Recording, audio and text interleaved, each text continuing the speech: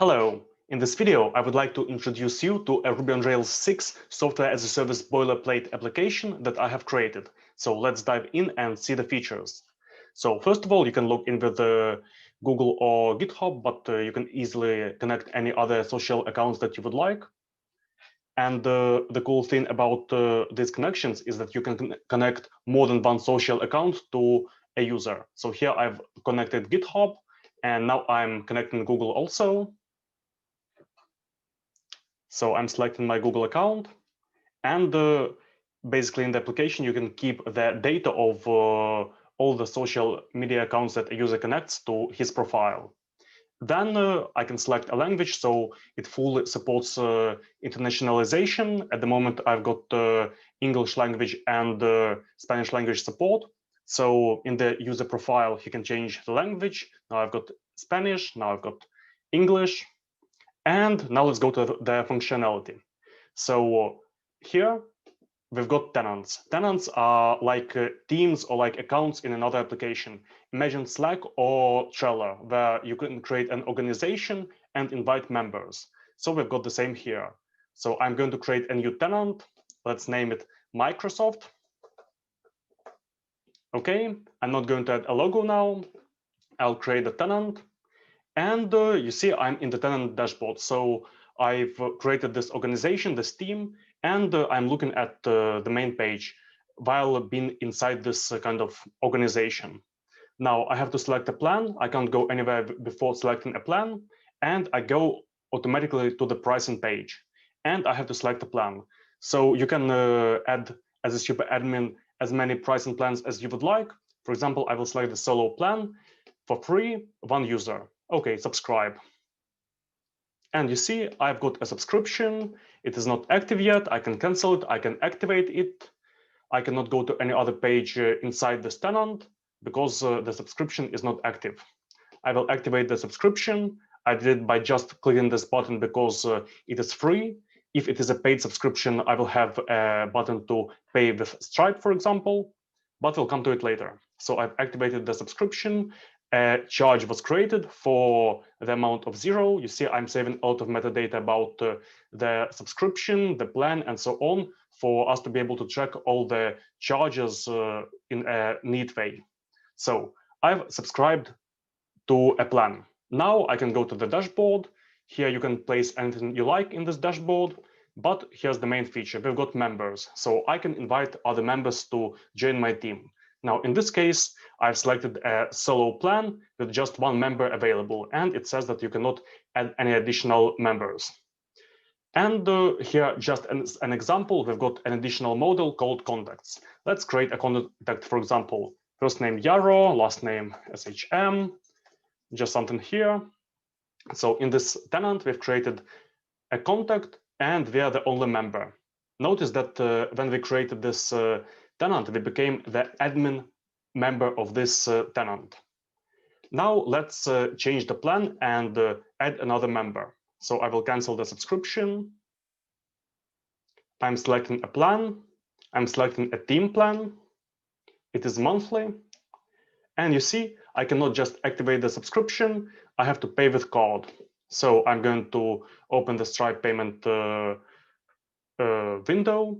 Now I will just add a random Stripe code. So now we're in the development environment. And I press pay. Of course, it will not work with a random code in your production environment. And you see, when the payment transaction was accepted by Stripe, then already the subscription is active. And you see the end date is in a month from now because the interval is monthly. So basically, you pay and prolong your subscription by a month or by a year or by whatever period you would like. So it's a really simple but really functional subscription engine that you select a plan for the tenant and you're subscribed, and the subscription has an end date. And to postpone the end date, you actually have to make a charge. So now we've got two charges saved here, and we can go to our members and invite another member. So now we're the only member in this tenant or organization or team. Let's invite somebody else. I'll actually try just pressing invite, and it doesn't work, no email provided. I try inviting another user. Okay, I've invited him and he will receive an invitation email to join this tenant. Now you see, by default, he was set as an editor. So he is not an admin by default. Of course, we can change the roles of any user. So he can be an admin, an editor, a viewer, whatever. And the validations work perfectly. So let's go and see all our organizations of tenants. Here we have one tenant. Now let's create one more tenant with different data. So we have Microsoft, we will create Google. Okay, we create this organization, and now we are logged into this organization. And you see, it is totally different. So we have just one member, we don't have any contacts, and all the data is isolated inside the same tenant, meaning that people who have access only to one tenant cannot access information in another tenant. Imagine Trello. You have access to one board, you cannot get out any information from another board. And we have role-based authorization working, as you noticed. Now, again, for this tenant, I have to select a plan. Well, we're not going to do it now once again. And if I go to all my tenants, you see, I have 2 tenants. This one has a plan. I can see the users. This one doesn't have a plan. I can switch to that tenant and see the information inside this organization. Now you see I'm logged in as a super admin. Here it is. So I have this link to super admin dashboard. And a super admin can see all the users, see all the tenants, see all the subscriptions, see all the charges, and manage plans. So now we've got 3 plans, for example. And what if we want to create, let's say, one more plan? Let's call it super premium. We will say the amount will be 10,000. So we need to put the amount in cents for it to work well with Stripe. So it's going to be 10,000. Now we can select any currency in which we want to receive the Stripe payments, and the interval can be monthly, yearly, or forever. So let's say forever, and maximum members will be 100. And we create this plan. Okay, that number is too big. Let's make it smaller.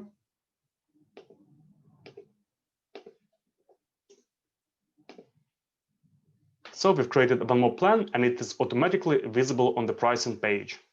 And that's basically it. It's a nice boilerplate application that has a connection to multiple social media accounts. It has internationalization. It has super admin panel. It has multiple tenants or organizations.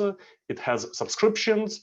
It has role-based authorization and a few more beautiful features. So I encourage you to create an account and see how it works for yourself. And maybe you would be interested in using this template for your future applications.